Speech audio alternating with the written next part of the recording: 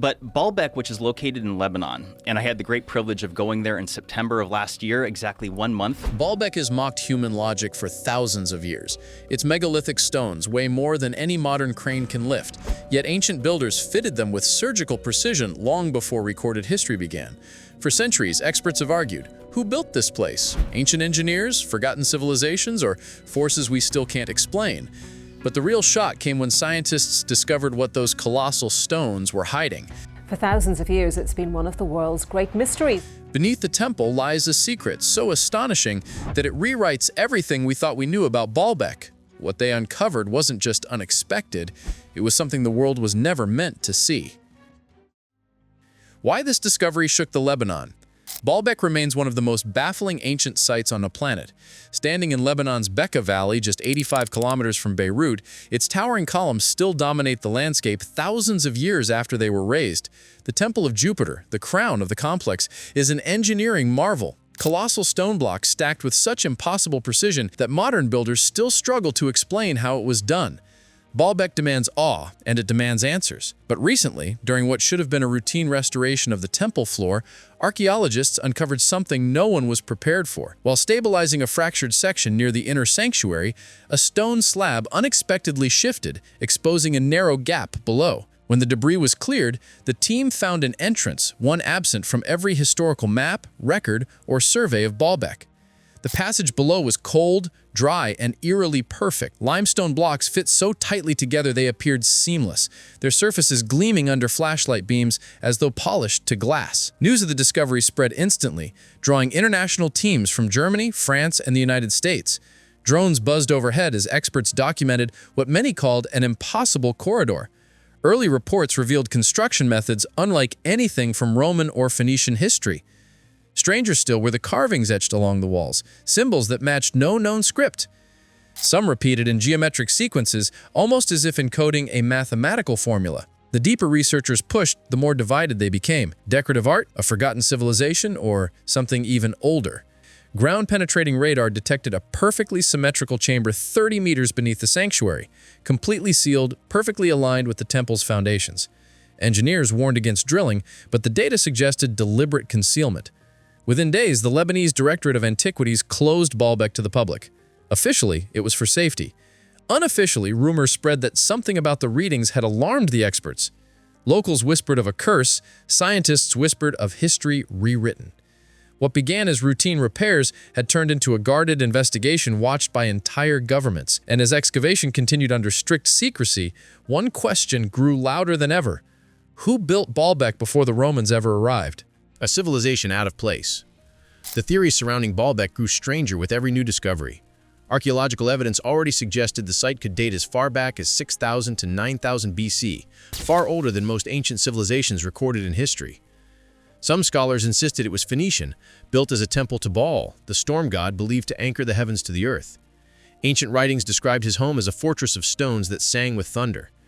These myths were easy to dismiss until researchers noticed lightning scars burned into the carvings around the base of the platform, as if the entire plateau had once acted like a natural conductor.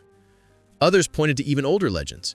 In early Canaanite texts, Baal was accompanied by the Watchers, mysterious builders said to descend from the stars and raise foundations that could never fall.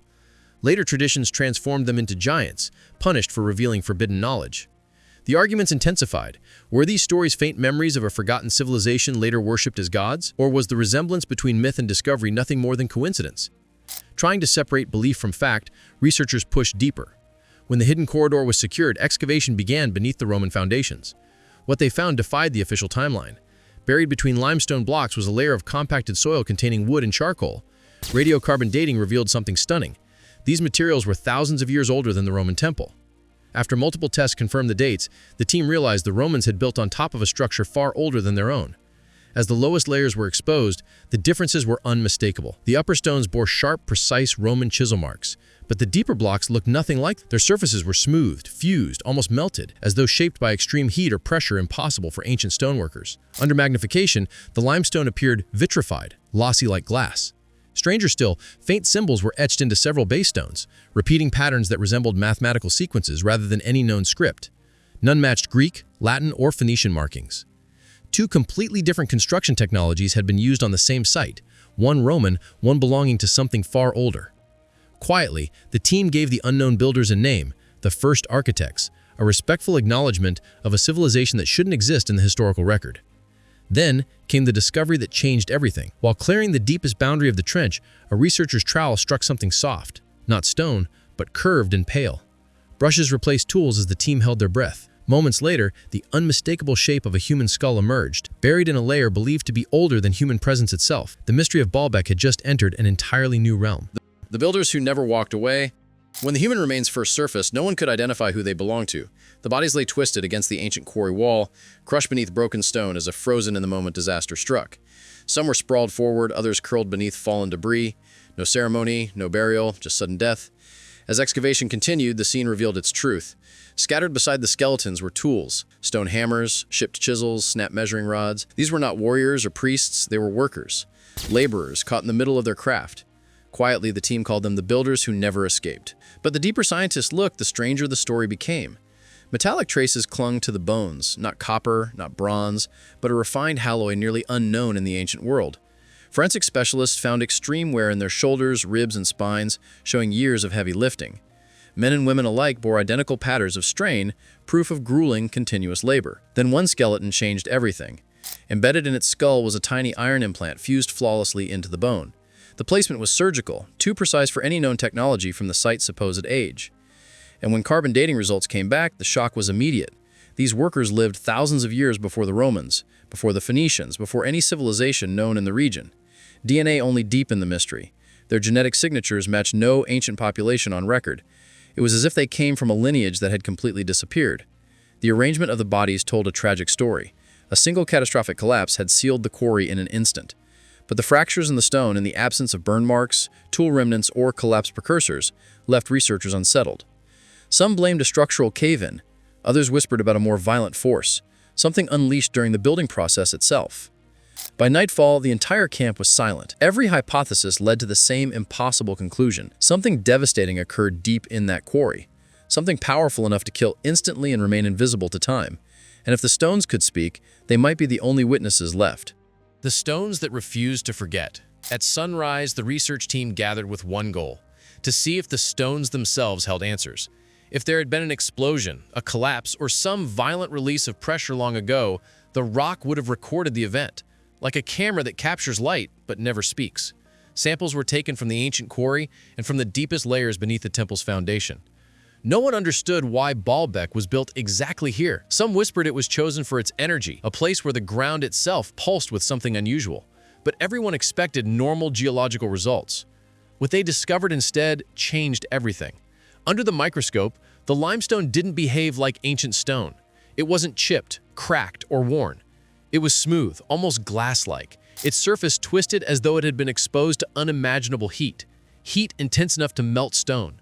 In several places, thin, rippling bands fused the layers together, patterns no chisel, hammer, or primitive tool could ever create. When the lead geologist saw the first images, she spoke a single line that spread through the camp like a spark. These stones remember.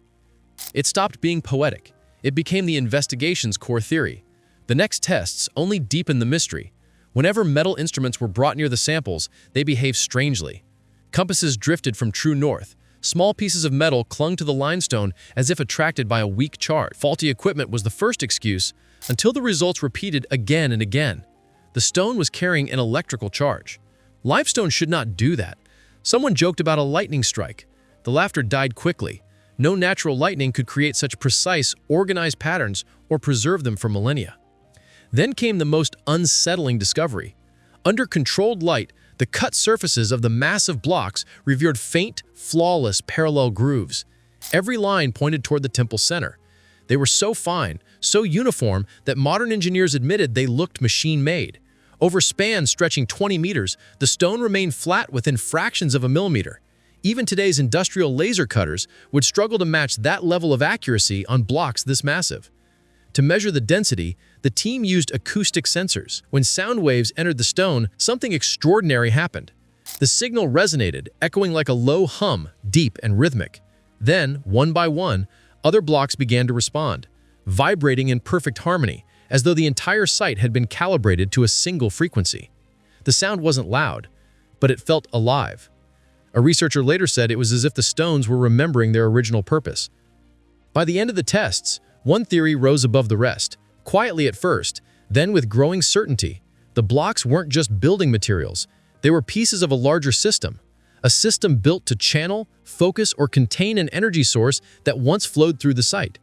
If that was true, then the heart of that system, the source, had to lie beneath their feet. Scans confirmed a sealed chamber deep below the temple floor, a void large enough to hold an entire unknown structure. Even deeper readings hinted at metal embedded in the bedrock, but the signals were too faint to interpret. There was only one way to know for sure. Under the watch of every expert on site, the team prepared to break open a chamber that had remained sealed, untouched, and unseen for thousands of years.